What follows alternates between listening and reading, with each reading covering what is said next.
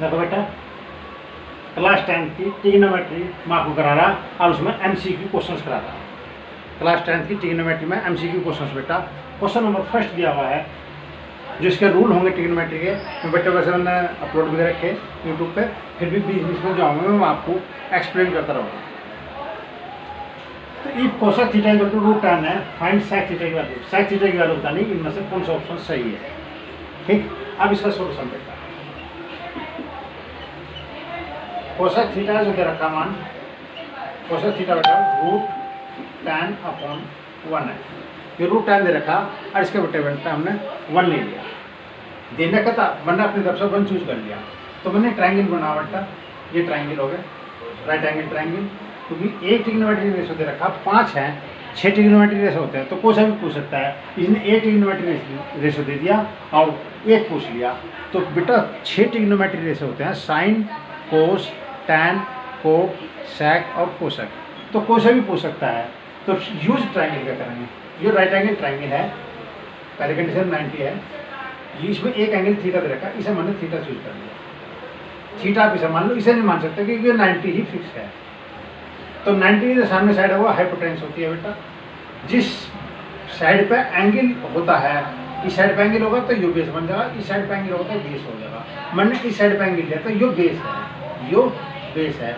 और triangle angle के सामने जो साइड होती है वो परपेंडिकुलर होती है, ये हाइपोटेन्यूस होता है। तो कोसेक थीटा जो बराबर होता है बेटा, वो आपके पास है फार्मूले के अकॉर्डिंग।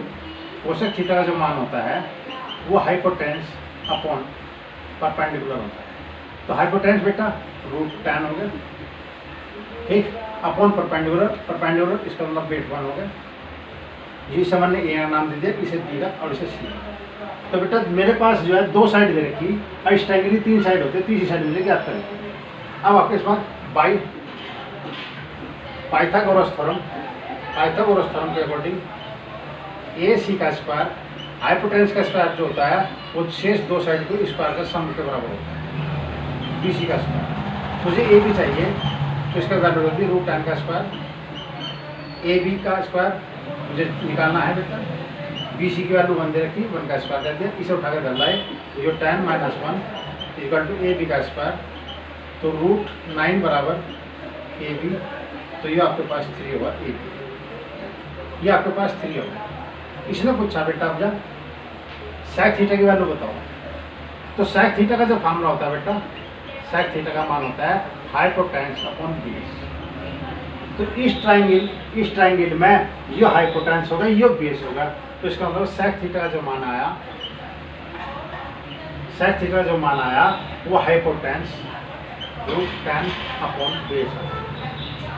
ठीक, सेक थीटा की वैल्यू पूछ होता, तो इनमें से कौन सा ऑप्शन सही है, इसका मतलब है 20 का आंसर करेक्ट आंसर, यानी कि ये आंसर का आंसर सही है। क्वेश्चन नंबर 2 है बेटा, इन्हें कहता है maximum value of sine theta.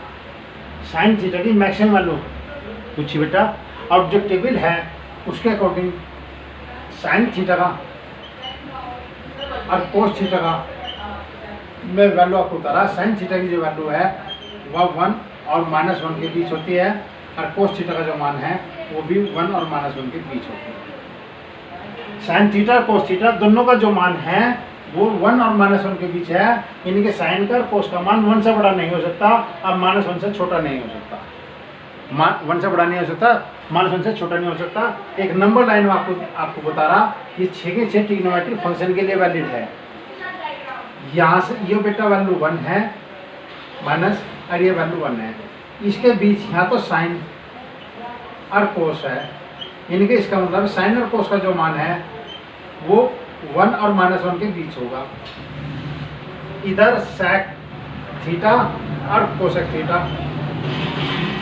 इधर लाई करेंगे, यानी कि 1 से इसका मान -1 से छोटा होगा, ठीक, और सेक थीटा और कोसेक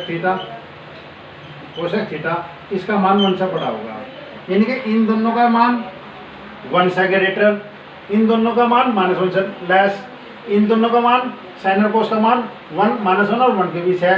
और जो tan और कोस थीटा है, tan थीटा कोस थीटा है, इसका मान -1 और प्लस अनंत को कंटेन करता है। ठीक, माइनस अनंत और प्लस अनंत को कंटेन करता है। ठीक, tan थीटा और कोट थीटा का मान प्लस अनंत और माइनस अनंत। तो ध्यान रखो, tan का जो मान है, tan और कोट का जो मान है वो तो माइनस अनंत प्लस अनंत है। इनमें tan की वैल्यू सबसे बड़ी नहीं होती, सबसे छोटी भी नहीं होती। ठीक, sec और cos का मान 1 से बड़ा होता है। ठीक, और cosec थीटा का मान और sec थीटा का मान -1 से छोटा होता है। और sin का जो मान होता है और cos का जो मान होता है 1 और -1 के बीच है। तो इसमें इस क्वेश्चन में कहता है maximum value of sin theta.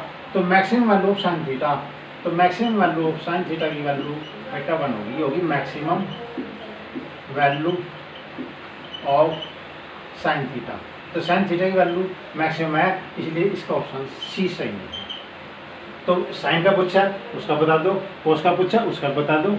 ठीक है, अब मैंने आपको बता दिया कि sin cos का मान -1 और 1 के बीच है, sec और cosec का मान 1 से बड़ा, -1 से छोटा। इसे याद कर लेना ताकि इसकी मैक्सिमम और मिनिमम वैल्यू निकालने में हमें सुविधा रहे।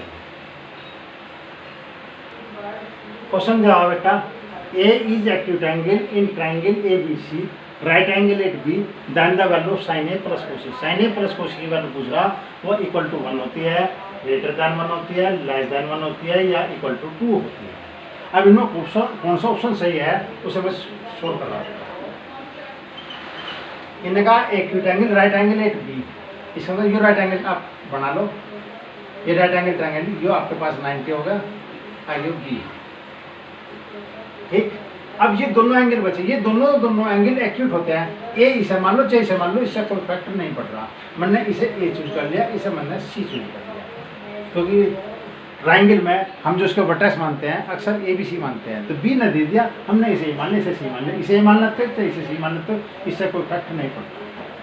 तो ये हमने ए कहा, तो जब ये वर्टेक्स ए था तो इसी ए को जो मैंने ये एंगल ए मान लिया।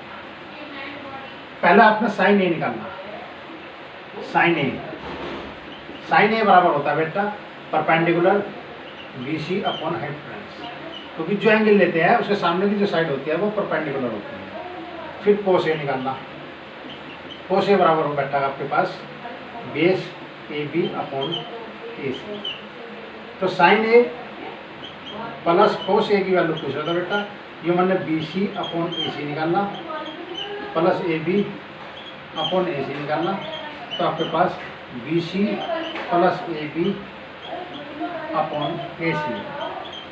अगर ये ट्रायंगल में लेके चलता हूँ, इसमें ए बी और सी तीन साइड लेके चले, तो ट्रायंगल की जो कंडीशन है बेटा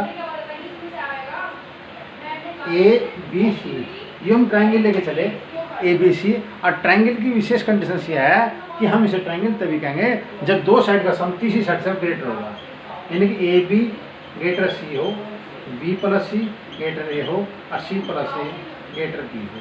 अगर तीन साइड में से दो साइड का सम तीसरी साइड से ग्रेटर होता है तो ट्रायंगल होगा, अन्यथा नहीं। जो ट्रायंगल है इसका मतलब है दो साइड का सम तीसरी साइड से बड़ा होगा, और ये दो साइड होगी B C plus A B, ये इसके स्थानों में ए सी रखते हैं। ये जो B C plus A B है ये ए सी से बड़ा है और अपॉन ए सी है, तो ये इससे ग्रेटर होगा, इससे कैंसिल होगा, तो इक्वल टू 1 है। तो इसका मतलब है कि साइन ए प्लस कोस ए का मान जो है ग्रेटर 1 है। साइन ए इससे कट के बेटा 1 आ गया, और 1 यानी कि ये वैल्यू जो है 1 से ग्रेटर है, तो साइन ए प्लस ए का मान 1 से ग्रेटर है, यानी कि इसका answer B option correct answer है। तो ये करेक्ट आंसर तभी आया जब दो साइड का सम तीसरी साइड से ग्रेटर है। तो इन क्वेश्चन था साइन ए प्लस कोस ए का मान इनमें से कौन सा ऑप्शन सही है, तो इसी कैलकुलेशन करते हैं मैंने ए सी अपॉन ए सी आई, इसका मान 1 होता है, इसलिए ये वैल्यू 1 से ग्रेटर है, इसलिए बी ऑप्शन इसका करेक्ट आंसर है। क्वेश्चन दिया बेटा tan square theta plus cot square theta, coat square theta, tan square theta plus cot square theta जो 2 है, थीटा एक्यूट है, तो tan cube theta plus cot cube theta की value पूछ रहा है। तो आपके पास जो इन्होंने दिया है बेटा गिवन है tan square theta plus cot square theta equal to 2 दिया। आप एक काम करो, इसे लिखो tan square theta plus cot square theta, इसमें मैंने 2 इधर जोड़ दिया और 2 मैंने इधर जोड़ दिया। क्यों जोड़ा बेटा मैंने? इस 2 tan square theta plus cot square theta plus 2 tan theta into cot theta कैसे, क्योंकि ये होगा 4, 2 में 1 की मल्टीप्लाई कर दी, देखो 2 इंटू 1 कर दिया और 1 बराबर है 2 into tan theta cot theta, क्योंकि 2 ये टैन थीटा हो गया, ये 1 अपॉन कोट थीटा हो गया, इससे कट के 1 है 2 आ गया। देखो तो 2 इंटू 1 को मैंने tan theta into coat theta का कट के बेटा 2 ही आएगा, इसलिए मैंने इस 2 को इस तरह चेंज कर दिया। अब इससे ये A square B square plus 2ab, यानी कि आपके पास होगा tan theta plus cot theta का होल स्क्वायर इक्वल टू 4 है। इसका मतलब है tan theta plus cot theta equal to √4 का मान 2 आया, ये रखा रहेगा। तो इसका मान ये आया, किसकी वैल्यू पूछा इसकी, तो tan cube theta plus cot cube theta, यहाँ फार्मूला लगा बेटा A cube plus B cube A plus B A square plus B square minus A. इस प्रॉपर्टी का, इस आइडेंटिटी का मैंने यूज करा, तो लिखे इसका फार्मूला बेटा tan theta plus cot theta, ये आपके पास होगा tan square theta plus cot square theta minus के टैन थीटा और कोट थीटा।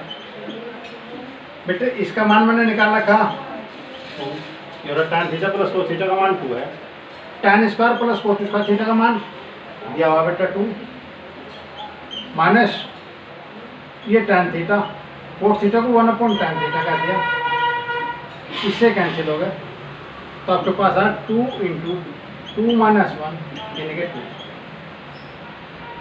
ये वैल्यू कंडीशन दे रखी थी बेटा और इसकी वैल्यू पूछ रहा था, तो मैंने इसमें कहा 2 इधर ऐड कर दिया, 2 इधर ऐड कर दिया, tan theta plus cot theta का होल स्क्वायर बन गया 4, इसका हो गया 2 आ गया।